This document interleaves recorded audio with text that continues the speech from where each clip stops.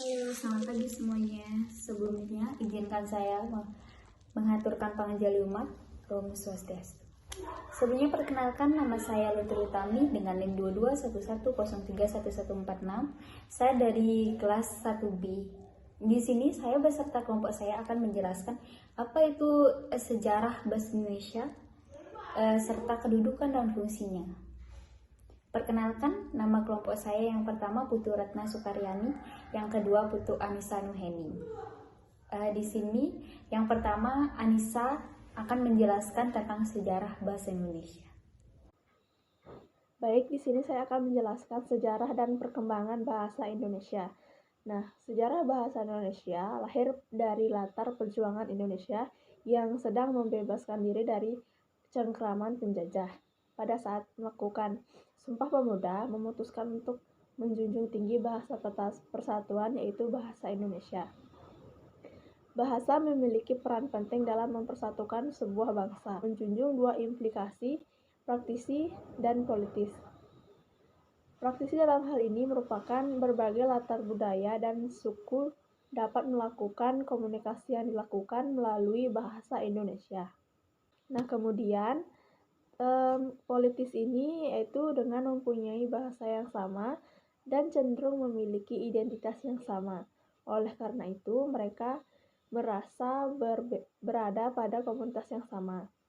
Nah, kemudian pada tanggal 28 Oktober 1928, bahasa Indonesia resmi diikrarkan sebagai bahasa persatuan yang Kongres pada Bahasa Persatuan Pangkongres Pemuda II.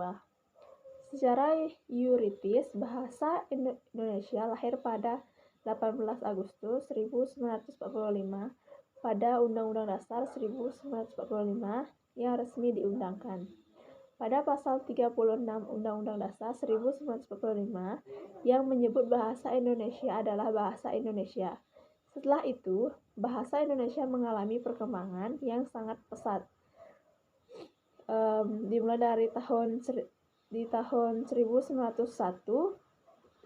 terdapat ejaan Van Ophuijsen atau Melayu. Kemudian pada tahun 1947 terdapat ejaan Republik, dan tahun 1972 terdapat EYD. Kemudian di tahun 2015 terdapat UEBI. Nah, kemudian terdapat aspek leksikon. Nah, di mana aspek leksikon ini merupakan kosakata yang terus bertambah. Nah, adapun aspek simatik. Aspek ini merupakan kata-kata yang mengalami perubahan. Nah, kemudian ada fonologi yang merupakan pengurapan atau diurapkan dengan bunyi dan berbeda tetapi dengan maksud yang sama. Nah, kemudian ada gramatikal, yaitu menyusun kalimat yang berbeda. Nah, bahasa ini memiliki ciri khasnya tersendiri, dan bahasa ini bersifat dinamis dan terus berkembang. Oke, sekian, terima kasih. Perkenalkan, nama saya Lutfi Utami dengan NIM 2211031146. Di sini saya akan menjelaskan mengapa bahasa Melayu itu dipilih sebagai bahasa Indonesia. Yang pertama, karena pada zaman itu bahasa Melayu sudah dipakai untuk dunia perdagangan, apalagi kita di Indonesia, yang tentu saja melalui letaknya itu Indonesia berada di jalur perdagangan internasional. Gitu. Makanya dunia perdagangan itu sangat berpengaruh bagi Indonesia. Dan pada saat itu memang para pedagang itu pedagang antar suku di Nusantara itu sudah melakukan komunikasi menggunakan bahasa Melayu. Tidak hanya pedagang-pedagang di Nusantara, tetapi juga pedagang-pedagang yang berasal dari Nusantara juga sudah melakukan komunikasi dengan menggunakan bahasa Melayu. Yang kedua, bahasa Melayu itu dipilih sebagai bahasa Indonesia karena bahasa Melayu itu bersifat sederhana gitu. Bersifat yang artian sederhana di sini saya ambil contoh di Bali. Kan kita di Bali itu menggunakan bahasa Bali. Tapi bahasa Bali di Bali ini ada tingkatan-tingkatannya, kayak menggunakan alus singgih, alus sor gitu. tingkatan-tingkatan itu berbeda-beda. Kayak contohnya makan, kita nggak selalu bilang makan. Ada tempatnya yang berkasta gini kita bilang ajeng, makan, dan lain sebagainya. Tetapi di bahasa Melayu itu tidak ada. Walaupun kita berbicara sama yang kastanya apapun, itu tetap sama, makan gitu. Selanjutnya bahasa Melayu itu bersifat terbuka dan mampu mengambil kosakata dari bahasa yang lainnya. Contoh yang paling kecil saya ambil yaitu buku. Buku berasal dari kata book yang diambil dari bahasa Inggris, yaitu diubah menjadi buku di bahasa Indonesia. Selain itu, yang ketiga, bahasa Melayu itu emang sudah digunakan atau sudah terkenal di Nusantara dalam perhubungan dalam berbagai suku seperti suku Jawa, suku Sunda, dan lain sebagainya itu sudah menggunakan bahasa Melayu. Walaupun pada saat itu memang daerah Nusantara itu belum ada batasan-batasan wilayah seperti Indonesia yang sekarang, tetapi sudah ada beberapa pulau kayak Sulawesi, Pulau Jawa sudah memiliki batasan tersebut.